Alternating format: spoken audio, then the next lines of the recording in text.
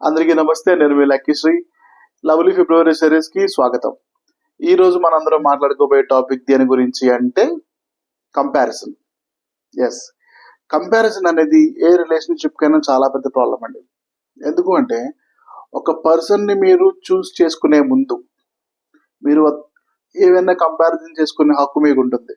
చూసుకోవచ్చు, ఒక రిలేషన్షిప్ లోకి ఎంటర్ అయ్యే ముందు ప్రతి ఒక్కరికి కూడా ఉండే బేసిక్ రైట్ లాంటిది అనమాట. ఓకే, ఈ పర్సన్ తో నేను ఎందుకు వెళ్తున్నాను, ఈ పర్సన్ లో ఉన్న క్వాలిటీ ఏంటి, ఈ పర్సన్ లో మీకు నచ్చనివి ఏంటి, ఓకే ఆ నచ్చని విషయాల్ని అడ్జస్ట్ అయ్యి నేను బతకగలనా అన్న విషయాలు మీరు ఏదన్నా సరే ఎక్స్పెక్ట్ చూడడంలో, వేర్ చేసుకోవడంలో, ఆలోచించడంలో, ఒక కాల్ తీసుకోవడంలో ఎటువంటి తప్పు కూడా లేదు.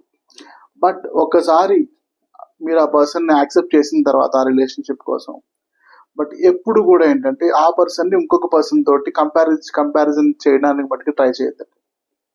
ఎందుకంటే ఇది మీరు ఎప్పుడైతే అవతల పర్సన్ తో మీ పార్ట్నర్ ని కంపారిజన్ చేస్తారో, మీ పార్ట్నర్ కి ఎలా ఉంటుందంటే తన కాళ్ళ కింద భూమి మీద కదిలిపోయినట్టు అనిపిస్తుంది అనమాట. అంటే తన సెల్ఫ్ వర్త్ అంతా కూడా కోల్పోయినట్టు అనిపిస్తుంది ఆటోమేటిక్ గా. తను అప్పటి వరకు మీకోసం చేస్తున్నటువంటి కష్టం కానీ, మీకోసం చేసిన సాక్రిఫైజెస్ కానీ, మీ గురించి తను ఆలోచించిన టైం కానీ, ఇదంతా కూడా ఏంటి, నేను ఎవరి కోసం చేస్తున్నాను అని చెప్పి తను ఒక ట్రాన్స్ లోకి వెళ్ళిపోతారు ఆ పర్సన్ ఎవరైనా సరే ఆటోమేటిక్ గా.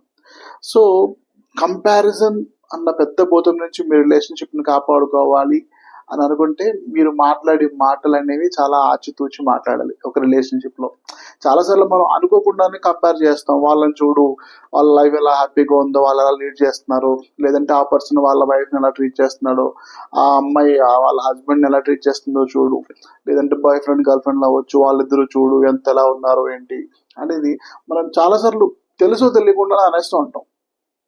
బట్ మీకు మీ రిలేషన్షిప్ హ్యాపీగా ఉండాలి అంటే మీ రిలేషన్షిప్ లో ఉన్నది ఏంటి, మీరు కోరుకుంటుంది ఏంటి అన్న వాటి గురించి మీరు ఓపెన్ గా డిస్కస్ చేసుకోవచ్చు. హెల్దీ రిలేషన్ లో, హెల్దీ వేలో మీరు ఒకరితో ఒకరు కూర్చుని మ్యూచువల్ గా మాట్లాడుకుంటే బాగుంటుంది. కానీ ఎప్పుడైతే మీరు కంపారిజన్ చేసి మీ అవతల పార్ట్నర్ కి ఇంకెవరినో ఎగ్జాంపుల్ కింద చూపించి మీరు వాళ్ళని మారుద్దాము అనుకుంటే అది మీరు చేస్తున్నటువంటి చాలా పెద్ద తప్పండి.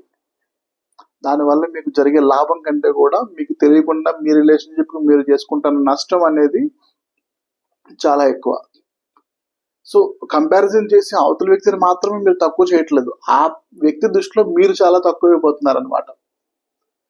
సో ఒకసారి మళ్ళీ ఆలోచించండి. ఎప్పుడు కూడా ఒకసారి ఒక రిలేషన్షిప్ లోకి ఎంటర్ అయిన తర్వాత మీ పార్ట్నర్ ని వేరే ఎవరితో కూడా పోల్చి చూడద్దు.